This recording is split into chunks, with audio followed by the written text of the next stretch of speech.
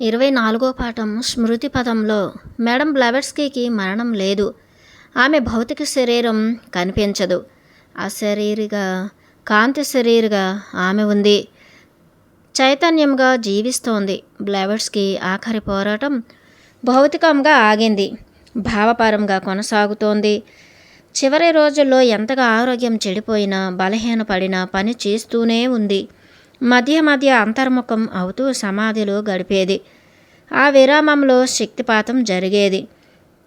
మాస్టర్ల శక్తిని అందుకుంటుండేది. తిరిగి ఉత్సాహం పొందేది. 24 గంటలు రాత, ఆలోచన, థియోసఫీ. ఇవే వ్యాపకాలు. ఆమెది అలుపులేని రాత పని. ఆమె చివరి రచన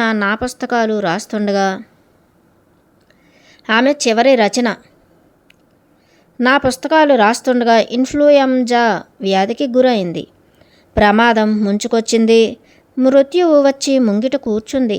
అసలే చాలా సంవత్సరాలుగా వీడని అనారోగ్యం. రోగాన్ని తట్టుకునే శక్తిని కోల్పోయి నీరసించింది. 1891 మే 8న శాశ్వతంగా కన్ను మూసింది.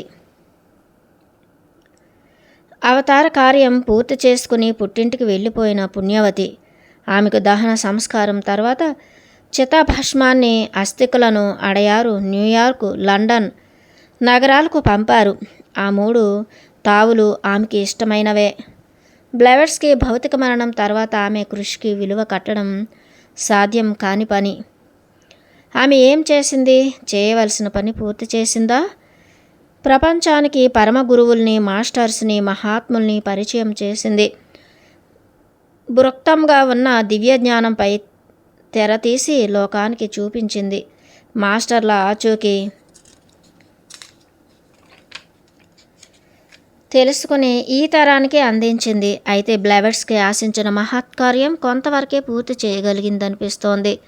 థియోసఫీ, దివ్య జ్ఞానం అందించగలిగింది, కానీ యోగా వర్క్ ఏ సటారికు ప్రారంభించనే లేదు.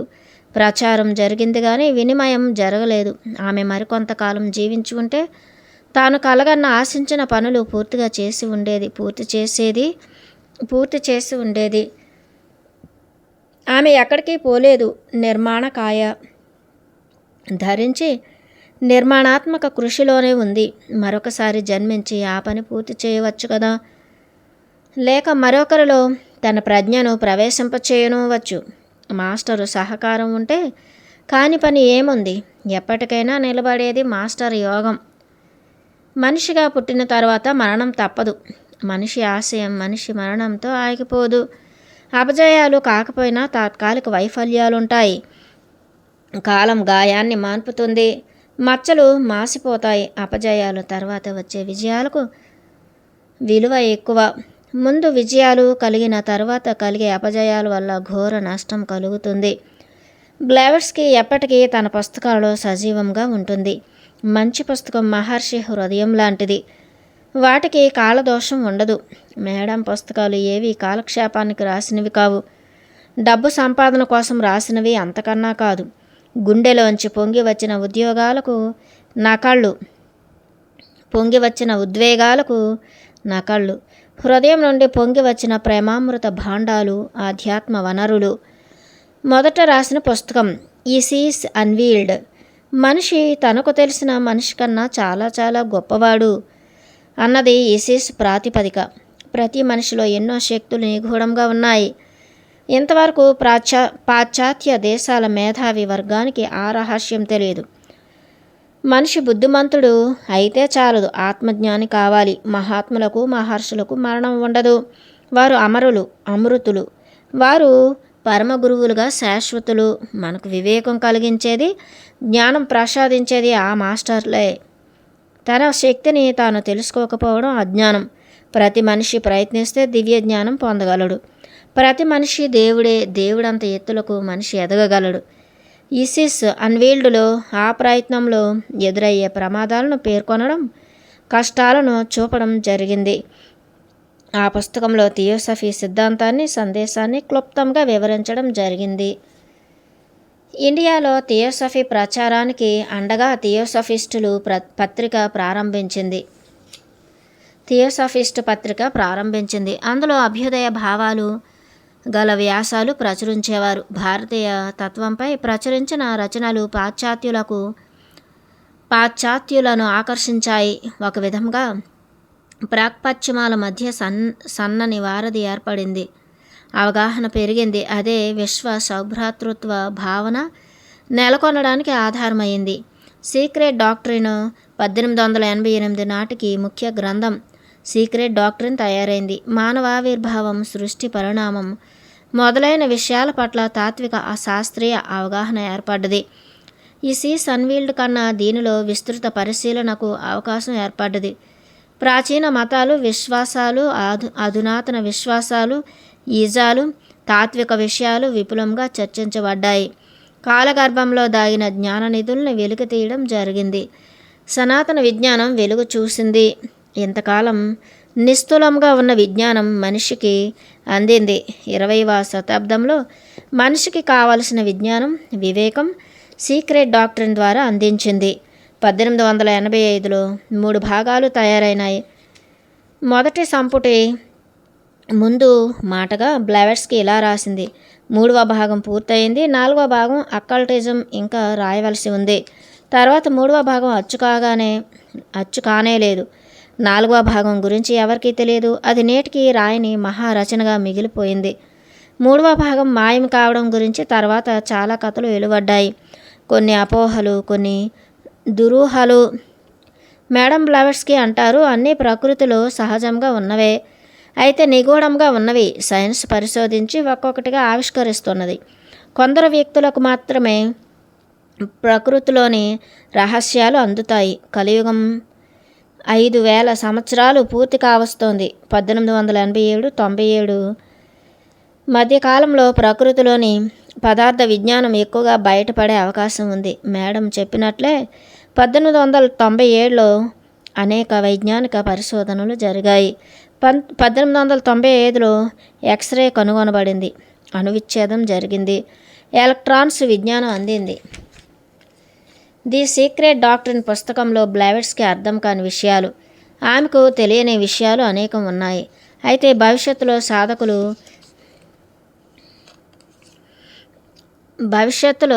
సాధకులు పాఠకుల జ్ఞాన దృష్టికి అవి తెలుస్తాయని ఆమె అన్నారు. వాటిని రాసింది నేను కాదు, పైనున్న మాస్టర్లు నా చేత రాయించారు. నా చేయి పట్టి నడిపించింది, రాయించింది వారే. కృతికర్తలు వారు, నేను లేఖినిని. ఆ విషయాలు రాయగల మేధ నాకు లేదు. ఆ పుస్తకం సృష్టి, విశ్వ రహస్యాలపై సంపూర్ణ రచన కాదు. సత్యాన్ని తెలుసుకోగలిగే వారికి కొంత మార్గం చూపిస్తుంది. అయితే చాలా పుస్తకాల్లో దొరకని రహస్యాలు, విషయాలు అందులో ఉన్నాయి. సీక్రెట్ డాక్ట్రిన్ పుస్తకం దివ్యజ్ఞానంలో ఎవరెస్ట్ శిఖరం కాకపోవచ్చు. దివ్యజ్ఞానం కల్పవృక్షం, ఎన్నో పూలు పూస్తుంది, కాయలు కాస్తుంది, అమృత ఫలాలను అందిస్తుంది. 1889లో వెలువడిన ది వాయిస్ ఆఫ్ సైలెన్స్ నిజంగా శిఖర సదృశం. అది వచ్చిన కవిత. అది ఆత్మశోధన. మనిషి తనలోని దివ్య జ్ఞానాన్ని ఆవిష్కరింపచేసుకునే మార్గం చూపిస్తుంది. దివ్య జ్ఞాన బోధనల్లో అది తలమానికం. అది వ్యక్తి గమ్యానికి, సమాజం లక్ష్యానికి సూచిక. ఉత్తనే సీక్రెట్ డాక్ట్రిన్ ఎన్నిసార్లు చదివినా ఏమీ ఒరగదు. వాయిస్ ఆఫ్ సైలెన్స్ సత్యాన్ని ఆవిష్కరిస్తుంది. దీని వెలుగులో సీక్రెట్ డాక్ట్రిన్ అధ్యయనం చేయాలి. ప్రపంచంలో సిద్ధాంత గ్రంథాలు, నీతి నిధులు చాలా ఉన్నాయి. థియోసఫీ వల్ల ఒరిగేదేమిటి? మోక్షం లభిస్తుందా? దేవుడు కనిపిస్తాడా? పునర్జన్మ లేకుండా పోతుందా అని జిజ్ఞాసులు ప్రశ్నిస్తారు. వీటికి పరిష్కారం ఆత్మజ్ఞానంలో ఉంది, అంటే యోగ సాధనలో ఉంది. అది మాస్టర్ యోగ సూత్రం. దానివైపు అప్పటికి జనం వెళ్ళలేదు. బ్లెవెట్స్కి లోపల అన్నీ సిద్ధం చేసి పెట్టి గేట్లు తెరవకుండా తప్పుకున్నారు. తన పని పూర్తి చేయకుండానే వెళ్ళిపోయింది. ఈసాటారిక్ అంటే యోగ సాధనలో ఆత్మాన్వేషణ. పుస్తకం గమ్యం చూపిస్తుంది, మార్గం నిర్దేశిస్తుంది, సాధన ముందుకు నడిపిస్తుంది. ది వాయిస్ ఆఫ్ సైలెన్స్ పుస్తకం గురించి మేడం బ్లెవెట్స్కి అంటారు, అందులో మహావాక్యాలు ఉన్నాయి. అవి నేను సృష్టించినవి, కల్పించినవి కాదు. వాటిని ఒక తెలుగు పుస్తకం నుండి తీసుకుని అనువదించాను. మహాయాన బౌద్ధానికి వాయిస్ హృదయం వంటిది. మహాయాన బౌద్ధానికి వాయిస్ హృదయం వంటిది. గౌతమ బుద్ధుని త్యాగానికి, ప్రత్యేక బుద్ధుల ఆధ్యాత్మిక త్యాగానికి తేడా ఉంది. ఇది మహాయాన సంగ్రహం. ఇది టిబెటన్ యోగం, నిగూఢ యోగ రహస్యాల నిధి అంటారు టిబెట్ గురు తాషీలామా. 25వ పాఠం కొనసాగింపు. కాలం ఆగదు, చరిత్ర మలుపులు తిరుగుతుంది, పరిణామం ప్రగతికి బాటలు వేస్తుంది. అది సత్యం. సత్యం ఎప్పటికీ సత్యమే. సత్యాన్వేషణ నిరంతరం సాగుతుంది. సత్యాన్ని అన్వేషించటమే యోగం. సత్యయోగమే నిరవధిక తపస్సు. ఆత్మజ్ఞానానికి ఏకైక మార్గం సూటి మార్గం. మహాయోగం, సత్యయోగం ఎప్పుడూ మాస్టర్ల అధీనంలోనే ఉంటుంది. పరమ గురువుల పర్యవేక్షణలో గమ్యాన్ని చేర్చుతుంది, లక్ష్యాన్ని సాధిస్తుంది. గురువు అనుమతి లభిస్తే తప్ప యోగ మందిరంలో ప్రవేశం లభించినట్లు కాదు. పైనున్న మాస్టర్లు ఆమోదిస్తే తప్ప పయనం ముందుకు సాగదు. మాస్టర్లను దర్శించే ఉపాయం మొదటిసారిగా కలిగించిన వ్యక్తి బ్లెవెట్స్కీ. తర్వాత దర్శనాలు నిదర్శనాలైనాయి.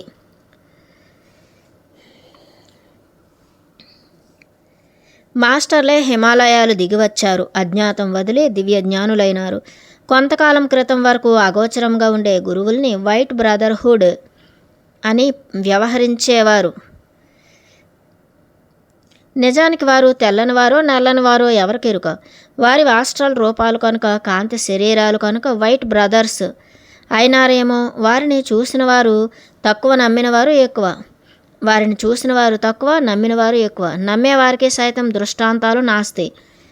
ధర్మిల ప్రయోగాలు, ప్రయత్నాలలో హిమాలయాల్లో, టిబెట్, చైనా సరిహద్దుల్లోని శంబాలా అనే లోయ ప్రాంతం మాస్టర్ల నివాసమని ఒక నమ్మకం బలపడ్డది. అక్కడకు చేరిన వారిని వేళ్ల మీద లెక్కించవచ్చు. వారి అభిమానం పొందినవారు పదుల సంఖ్యలో ఉన్నారు. పరమ గురువులు వందల్లో ఉన్నారు. వేల సంఖ్యలో ఉంటారు, ఎవరికీ తెలియదు. వేల సంఖ్యలో ఉంటారో ఎవరికీ తెలియదు. వారివి ఆది భౌతిక రూపాలు. ఆ అభౌతికం అంటే ఇంద్రియాలకు అతీతమైనది అని కదా. కనుక కంటికి కనిపించని రూపాలు. అవి మాయారూపాలు, కామరూపులు. తమకు అవసరమైతే, ఇష్టమైతే భౌతిక రూపంలో, ఆస్ట్రల్ రూపంలో భావ శరీరాలతో కనిపిస్తారు. అన్ని కష్టాలు పడి సర్వం త్యాగం చేసి అవసరాలు, సుఖాలు, భోగాలు వదులుకొని వచ్చిన బ్లెవెట్స్కీలోని శూన్యత, ఆధ్యాత్మిక తపన మాస్టర్లకు నచ్చింది. దివ్య జ్ఞానం ప్రవేశానికి ఆ శూన్యత సరైన అర్హత అని గుర్తించారు. మేడం బ్లెవెట్స్కీని తన చేలాగా ఎన్నుకుని దర్శనమిచ్చిన మహాత్ముడు మోరియా. తర్వాత కుతుహోమి, జ్వాలకుల్ మహర్షి వంటి మాస్టర్ల సహకారం పొందగలిగింది. ముందుకు పోగలిగింది. దానితో ఆమె సత్యాన్వేషణ ఊపందుకుంది. ఆధ్యాత్మిక యాత్ర ప్రారంభమైంది. మాస్టర్లు ఎవరూ నియమాలు, నిబంధనలు పెట్టరు. నీతి పాఠాలు చెప్పరు, గమనిస్తుంటారు. అభివృద్ధి సాధించడంలో అజ్ఞాతంగా ఉండి సాయపడతారు. అన్ని పరీక్షలలో విజయం పొందితే అప్పుడు దివ్య జ్ఞానం అందిస్తారు. తను మీడియంగా ఉండడానికి అనుమతిస్తారు. 60 సంవత్సరాల జీవనయానంలో సుదీర్ఘ యాత్ర కాకపోవచ్చు. బ్లెవెట్స్కీ సాధించింది ఎంత? విజయం పొందింది ఏపాటి? లబ్ధి ఎంతవరకు? బంధం తెగిపోకూడదు, అనుబంధం ఆగిపోకూడదు. నా అవతార లక్ష్యం ఆగిపోదు అంటారు ఆమె. లింకు కొనసాగాలి. అయితే ఎలా? థియోసాఫికల్ సొసైటీ ఉదాత్త ఆశయాల పునాదులపై నిర్మితమైంది. కొన్ని లోపాల కారణంగా గోడలు బీటలు వారాయి. మన స్పర్ధల వల్ల, కొందరి స్వార్థ పరత్వం వల్ల సఖ్యత లోపించింది, పతనోన్ముఖమైంది. కానీ పూర్తిగా కనుమరుగు కాలేదు. అమెరికాలో, యూరప్లో గట్టిగానే నిలబడింది. ఇండియాలోనే దాని ప్రాశస్త్యం తగ్గింది. కుంటి నడక నడిచింది. సత్యానికి ఎప్పుడూ అపజయం ఉండదు. అవరోధాలు ఏర్పడవచ్చు. 1891లో బ్లెవెట్స్కీ జీవన రంగం నుండి నిష్క్రమించింది. కానీ పోషించవలసిన పాత్ర ఇంకా మిగిలే ఉంది. ఆమె నిష్క్రమణ మాస్టర్లు ఊహించింది కాదు. స్వయం కృతాపరాధాల వల్ల అల్పజీవి అయి ఉండవచ్చు. ఉద్యమం సాగాలి, మాస్టరిజం కొనసాగాలి. మాస్టర్లు మానవ హితం కాని పనులు సంకల్పించరు. ఉద్యమ స్ఫూర్తితో ఆచరించగల మనుషుల కోసం నిరీక్షిస్తారు. బ్లెవెట్స్కీ నిష్క్రమణలో సైతం ఏదో అంతరార్థం ఉంది. అది ఏమంటన్నది పరిప్రశ్న. అది ఏమిటన్నది పరిప్రశ్న. ఆమె ఆశించిన లక్ష్యం ఏ మలుపు తిరిగిందన్నది మరొక ప్రశ్న. థియోసాఫికల్ సొసైటీలో బ్లెవెట్స్కీ లేని వెలితి పూరించలేనిది. చాలా కాలం పాటు ఆ శూన్యం తెలుస్తూనే ఉంది. థియోసఫీ మూతపడినట్లేనని ఆమె అంటే గిట్టని వారు భావించారు. మహాత్ముల మరణంతో ఏర్పడే శూన్యం తాత్కాలికమే. మరొక మహాత్ముడు అవతరిస్తాడు, బాధ్యత తీసుకుంటాడు. తపస్సు వృధా కాదు. శరీరాలు వదిలిన తర్వాత వారి యోగశక్తి, ఆత్మశక్తి 100 రెట్లు అధికంగా పనిచేస్తుంది, పరిడవిల్లుతుంది. ఇది సత్యం. ఆ మహాయోగిని మిగిల్చిన పనిని విజయవంతంగా పూర్తి చేయడానికి కొందరు ముందుకు వచ్చారు. యూరప్లోని థియోసఫిస్టులు సంఘటితమైనారు. ఆ కూటమిలో బ్లెవెట్స్కి ఆశించిన ఆత్మాన్వేషణ ఒక్కటే కొరవడింది. ఆత్మ లేని మనిషికి విలువ ఉండనట్లే ఆత్మాన్వేషణ లక్ష్యంగా లేని సొసైటీ ప్రగతి సాధించలేదు. అప్పటికే లండన్ లార్జీ ఏపీ సిన్నెట్ అధీనంలోకి వచ్చింది. ఆయన వేరు గ్రూపు ఏర్పాటు చేసుకుని సొసైటీ రూపురేఖలనే కాదు, లక్ష్యాలను, ఆదర్శాలను మార్చివేశాడు. జనం ఎవరూ సిన్నెట్ చర్యలను ఖండించలేదు. ఆల్కాట్, జడ్జి, అనీబిసెంట్ల నాయకత్వాన్ని గౌరవించసాగారు. దాంతో యూరపు థియోసఫీలో 2 చీలికలు ఏర్పడ్డాయి. థియోసఫికల్ సొసైటీ థియోసఫీపై శ్రద్ధ ఏర్పడింది, కానీ అసలైన యోగ సాధన విభాగం లుప్తమైంది. అది ఏమిటో ఎవరికీ తెలియని పరిస్థితి. యోగ విభాగంలో సంపూర్ణ శిక్షణ ఎవరూ పొందలేదు. అప్పటికి సొసైటీలో అనీబిసెంట్, డబ్ల్యూక్యూ జార్జి మాత్రమే మిగిలారు. బ్లెవెట్స్కీకి చాలా కాలం సన్నిహితంగా మెలుగుతూ ఆమె ఆంతర్యం తెలుసుకున్నవాడు జడ్జి. అతనికి అమెరికన్ సెక్షన్ అప్పగించారు. ఏసాటారిక్ సెక్షన్ను అనీబిసెంట్ తన క్రింద ఉంచుకున్నది. అనీబిసెంట్ కొత్తగా వచ్చి చేరిన వ్యక్తి. మేడం బ్లెవెట్స్కీకి చాలా ఇష్టమైన వ్యక్తి. ఆ ఇష్టం ఒక్కటే ఆమెకు అదనపు అర్హత. 1891లో బ్లెవెట్స్కీ తన నిష్క్రమణకు ముందు చెప్పిన మాటలు. అనీబిసెంట్ గొప్ప ఆధ్యాత్మికవేత్త కాదు, కానీ ప్రతిభావంతురాలు. ఆమెలో అతీంద్రియత లేదు, కానీ మేధావి. అయినా నిశ్చలంగా, ప్రశాంతంగా ఉన్నప్పుడు మాస్టర్స్ వాయిస్ వినగలదు. దివ్యకాంతుల్ని దర్శిస్తుంది. ఆమె హృదయం నిండా ప్రేమ, దయ, కరుణ ఉన్నాయి. గురువు చెప్పినట్లు నడుచుకునే గొప్ప గుణం ఉంది. అది సద్గుణం, సాధనకు అవసరమైన గుణం. బాధితులంటే ఆమెకు ప్రేమ, సానుభూతి. మేడం బ్లెవెట్స్కీ తర్వాత సారథ్యం ఎవరు వహిస్తారు అనే ప్రశ్న వచ్చినప్పుడు అందరి దృష్టిని ఆకర్షించిన వ్యక్తి అనీబిసెంట్ ఒక్కరే. బ్లెవెట్స్కీ ఆశయాలను అర్థం చేసుకుని గౌరవించిన వ్యక్తి ఆమె. విధేయురాలు, స్వచ్ఛమైన వ్యక్తి, నిస్వార్థ జీవి. ఆమెను ప్రధాన కార్యదర్శి పదవిలో కూర్చోబెట్టారు. కానీ ఆమె అమెరికా వెళ్ళి తిరిగి వచ్చేసరికి పరిస్థితి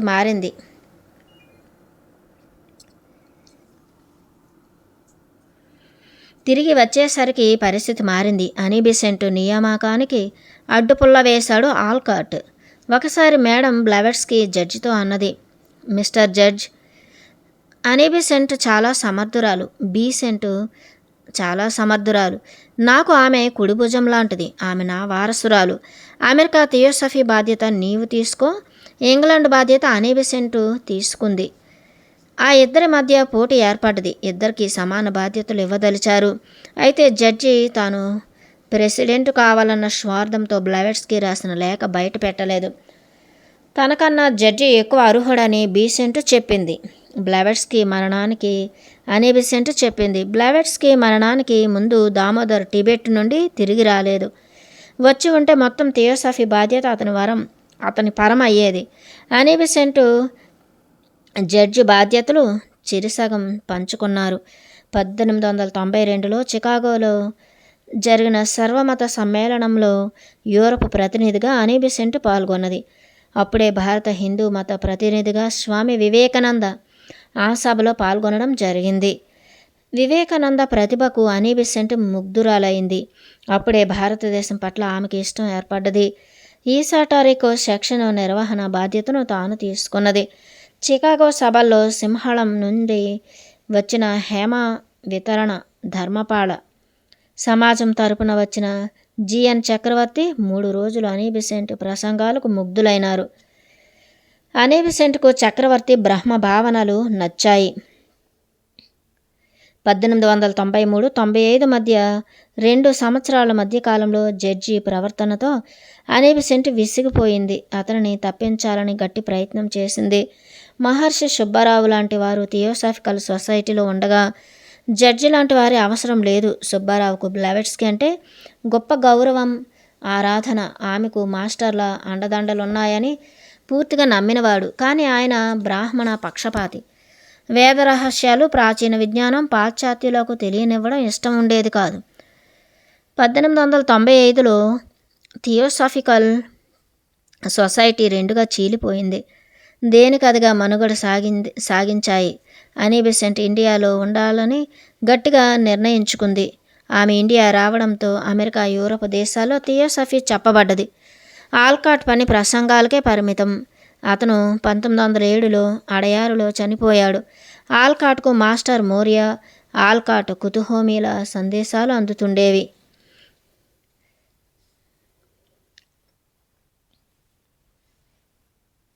హెచ్ఎస్ ఆల్కాట్ మరణాంతరం Adyar theosophical society Annie Besant చేతుల్లోకి వచ్చి రాగానే సంస్థాగతమైన మార్పులు చేపట్టింది. అనీ బెసెంట్ అధ్యక్షతన థియోసాఫికల్ సొసైటీ బ్లెవెట్స్కి కాలం నాటి వైభవాన్ని సంతరించుకోసాగింది.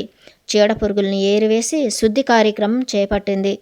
థియోసఫిస్టులు ఇతర రంగ ప్రముఖులతో మైత్రి పెంపొందించుకోవాలి. సాహిత్య, మత, సామాజిక సహాయ కార్యక్రమాల్లో థియోసఫీ పట్ల ఇష్టం కలిగేటట్లు ప్రవర్తించాలి. అందుకై the theosophical order of service ప్రారంభించింది. బ్లెవెట్స్కి వలె అనీ బెసెంట్కు ఇండియా అంటే ఇష్టం, ప్రేమ. చికాగోలో జరిగిన విశ్వమత సమ్మేళనంలో ఆమెకు ఇండియా సంస్కృతి పట్ల ఆకర్షణ ఏర్పడింది. అయితే 1906 తర్వాత థియోసఫీ బురదగుంటలో పడ్డట్లయింది. అనవసర ప్రచారంతో ఇతర దేశాల్లో చెడ్డ పేరు కొని తెచ్చుకుంది. దానికి ప్రధాన కారకుడు సిడబ్ల్యూ లెడ్బేటర్. లండన్లో హెచ్పి సిన్నెట్ వర్గంలో ఉండేవాడు. అతను నెమ్మదిగా లండన్ వదిలి అడయార్ చేరుకున్నాడు. థియోసఫీపై పాఠాలు చెప్పడం మాని శృంగార పాఠాలు బోధించేవాడు. అది అడయారు పెద్దలకు నచ్చలేదు. అతని సెక్స్ దాహం భరించలేక చాలామంది సభ్యులు సొసైటీ వదిలి వెళ్ళిపోయారు. 1907లో ఆల్కాట్ మరణం తర్వాత తాను బుద్ధిగా, నీతిగా బ్రతుకుతానని హామీ ఇచ్చి అనీ బెసెంట్ గూటికి చేరుకున్నాడు. థియోసాఫికల్ సొసైటీ ఆకర్షణ తగ్గడానికి ప్రధాన కారణం అనీ బెసెంట్కు లిబరల్ క్యాథలిక్ చర్చి పట్ల ఉన్న సానుభూతి. లెడ్బేటర్కు చర్చి అంటే ప్రాణం.